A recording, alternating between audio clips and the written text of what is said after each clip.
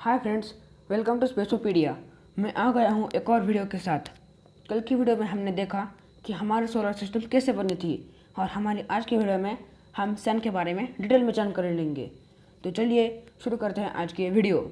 सन एक तारा है और एक बड़ा सा चमकता हुआ बॉल है जो कि सुपर हॉट हाइड्रोजन और हीलियम गैस से बना हुआ है।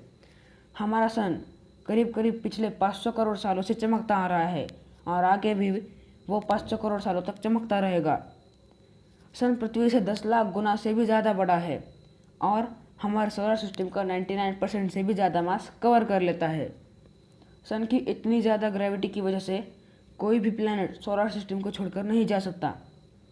सन की सारी एनर्जी इसके कोर के अंदर समाई हुई है और इसी कोर का टेम्परेचर है 150 लाख डिग्री सेल्सियस। जी हाँ दोस्तों, 150 lakh degree Celsius.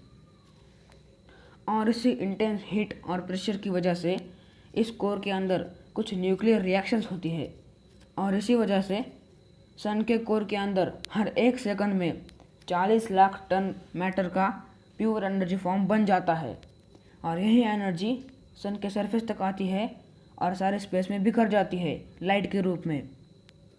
Sun spots, कभी कभार सन के ऊपर कुछ डार्क पैचेस दिखते हैं और वह भी ग्रुप में। इन्हें हम सन स्पॉट्स कहते हैं। ये सन स्पॉट्स डार्क इसलिए दिखते हैं क्योंकि इनका टेम्परेचर सिर्फ 2000 डिग्री सेल्सियस है और ये बाकी सरफेस से ठंडा है। और सन के मैग्नेटिक फील्ड की वजह से ये ऐसे बन जाते हैं।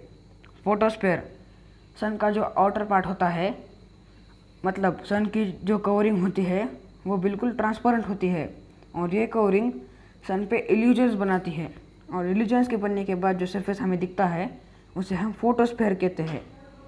प्रोमिनेंस, हॉट गैस की फटने की वजह से सन के सरफेस के ऊपर कुछ बड़े बड़े विस्फोट होते हैं, इन्हें हम प्रोमिनेंस कहते हैं। स्पिक्यूल्स, सन के सरफेस के ऊपर जो गैस के जेट होते हैं इन्हें हम स्पिक्यूल्स कहते हैं और ये स्पिक्यूल्स पूरे सन को कवर कर लेते हैं। इनसाइड सन, सन के सरफेस के नीचे पहले आता है कन्वेक्टिव जोन। यह एक ऐसा जोन है जिसमें गर्म गैस के पॉकेट्स ऊपर आते हैं, फिर ठंडे होकर नीचे जाते हैं, फिर गर्म होकर ऊपर आते हैं। ऐसे ही करते करते ये पॉकेट्स सन के कोर से सन की सरफेस तक एनर्जी ट्रांसफ़र कर देते हैं। सन के सरफेस के नीचे कन्वेक्टिव जोन के बाद आता है रेडिएटिव जोन। ये रेडिएटिव जोन बहुत ज़्यादा घना और गर्म होता है और जोन के अंदर ये एनर्जी रेडिएशन के थ्रू ट्रैवल करती है सरफेस तक आने के लिए।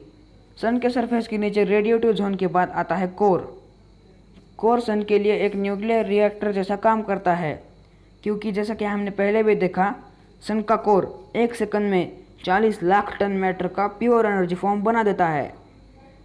स्पीड ऑफ लाइट, हम सबको पता है कि सन के सरफेस पर से अर्थ पर लाइट आने के लिए लगभग 8 मिनट लगते हैं, लेकिन क्या आप सबको पहले पता था कि सन के कोर से सन के सरफेस तक आने के लिए 1 लाख साल लेता है। जी हाँ दोस्तों, 1 लाख साल। और ऐसा इसलिए होता है क्योंकि सन की इनर बॉडी इतनी ज़्यादा घनी होती है कि उसे एनर्जी को भी स्लो कर देती है। ऑरोरास यानी कि नॉर्दर्न और साउदर्न लाइट्स, इन लाइट्स को देखने के लिए लोग दूर दूर से आते हैं, लेकिन ये लाइट्स कैसे बनती है ये मैं आज आपको बताऊंगा। सन हमारे प्लैनेट पर हीट और लाइट के साथ साथ कुछ जानलेवा हाई एनर्जी की स्ट्रीम्स भी छोड़ता है और उसे हम सोलर विंड कहते हैं। अर्थ की मैग्नेटिक फील्ड हमें उस सोलर विंड से बचा लेती है, पर जब एक ताकतवर धमाका होता है तब अर्थ की मैग्नेटिक फील्ड डिस्ट्रीब्यूट हो जाती है और सोलर विंड के जो पार्टिकल्स ट्रैप्ड होते हैं वो सारे वातावरण में बहने लगते हैं और पोल्स के पास जाकर तेज़ लाइट छोड़ते हैं और इसी को हम ऑरोरास कहते हैं।